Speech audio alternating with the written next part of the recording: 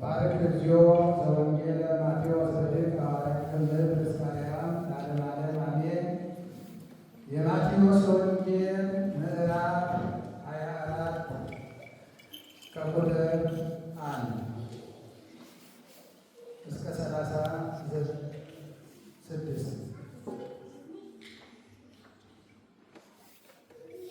ኢየሱስም ከመቅደስ ወጥቶ ሄደ። ደቀ መዛሙርቱም የመቅደሱን ግንብ ሊያሳዩት ቀረቡ። እርሱ ግን መልሶ ይህን ሁሉ ታያላችሁን? እውነት እላችኋለሁ ድንጋይ በድንጋይ ላይ ሳይፈርስ ከዚህ አይቀርም አላቸው።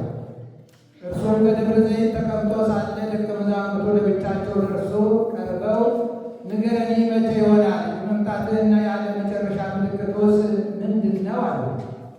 ኢየሱስ መልሶ እንዲህ አላቸው፣ ማንም እንዳያስታችሁ ተጠንቀቁ። ብዙዎች እኔ ክርስቶስ ነኝ እያሉ በስሜ ይመጣሉና ብዙዎችንም ያስታሉ።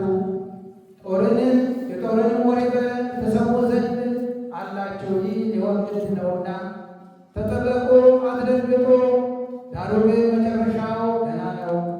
ሕዝብ በሕዝብ ላይ፣ መንግሥት በመንግሥት ላይ ይነሳልና ራብ፣ ቸነፈር፣ የምድር መናወጥ በልዩ ልዩ ስፍራ ይሆናል። እነዚህ ሁሉ የምጥጣር መጀመሪያ ናቸው። በዚያን ጊዜ ለመከራ አሳልፈው ይሰጧችኋል፣ ይገድሏችሁማል። ስለ ስሜ በአሕዛብ ሁሉ የተጠላችሁ ትሆናላችሁ።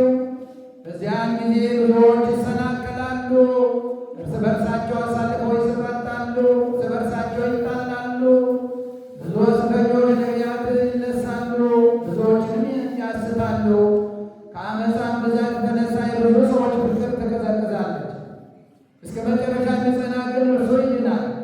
ለአሕዛብ ሁሉ ምስክር እንዲሆን ይህ የመንግሥት ወንጌል በዓለም ሁሉ ይሰበካል። በዛን ጊዜ የመጨረሻው ይመጣል። እንግዲህ በነቢዩ በዳንኤል የተባለውን የጥፋት ርኵሰት በተቀደሰችው ስፍራ ቆሞ ስታዩ አንባቢው ያስተውል። እዚያን ጊዜ በይሁዳ ያሉት ወደ ተራራዎች ይሽሹ። በሰገነትም ያለ በቤቱ ያለውን ሊወስድ አይውረድ። በእርሻ ያለ ልብሱን ይወስድ ዘንድ ወደ ኋላው አይመለስ። በዛችን ወራት ለርጉዞችና ለሚያጠቡ ወዮላቸው። ነገር ግን ሽሽታችሁ በክረምት ወይም በሰንበት እንዳይሆን ጸልዩ። በዚያን ጊዜ ከዓለም መጀመሪያ ጀምሮ እስከ ዛሬ ድረስ ያልሆነ እንግዲህ ከቶ የማይሆን ታላቅ መከራ ይሆናልና። እነዛ ቀኖች ተስፋጥሮ ሥጋ የለበሰ ሁሉ አዳነ ነበር። ነገር ግን እነዚያ ቀኖች ለተመረጡ ሰዎች ያጥራሉ።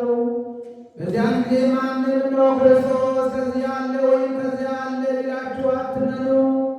ሐሰተኞች ክርስቶሶችና ሐሰተኞች ነቢያት ይነሳሉና ቢቻላቸው የተመረጡትን እንኳን እስኪያስቱ ድረስ ታላላቅ ምልክትና ድንቅ ያሳያሉ። እነሆ አስቀድሜ ነገርኋችሁ። እንግዲህ እነሆ በበረሃ ነው ብላችሁ አትውጡ፣ እነሆ በእልፍኝ ነው ብላችሁ አትመኑ። መብረቅ ከምሥራቅ ወጥቶ እስከ ምዕራብ እንደሚታይ የሰው ልጅ መምጣት እንዲሁ ይሆናልና። በእብን ወዳለበት በዚያ መሮች ይሰበሰባሉ። ከዛችን ወራት መከራ በኋላ ወዲያው ፀሐይ ይጨልማል፣ ጨረቃ ብርሃኗን አትሰጥም፣ ከዋክብትም ከሰማይ ይወድቃሉ፣ የሰማይ ኃይላት ይናወጣሉ። በዚያን ጊዜ ሰው ልጅ ምልክት በሰማይ ይታያል። በዚያን ጊዜ የምድር ወገኖች ሁሉ ዋይ ዋይ ይላሉ። የሰው ልጅንም በኃይልና በብዙ ክብር በሰማይ ደመና ሲመጣ ያዩታል። መላእክቱንም በታላቅ መለከት ድምፅ ጋር ይልካቸዋል። ከሰማያትም ዳርቻ እስከ ዳርቻ ቃላት ነፋሳት ደርሶ የተመረጡትን ይሰበስባሉ። ምሳሌውንም ከበለስ ተማሩ። ጫፏ ሲለሰልስ ቅጠሏም ሲያብቀቀል ያን ጊዜ በጋ እንደቀረበ ታውቃላችሁ። እንዲሁም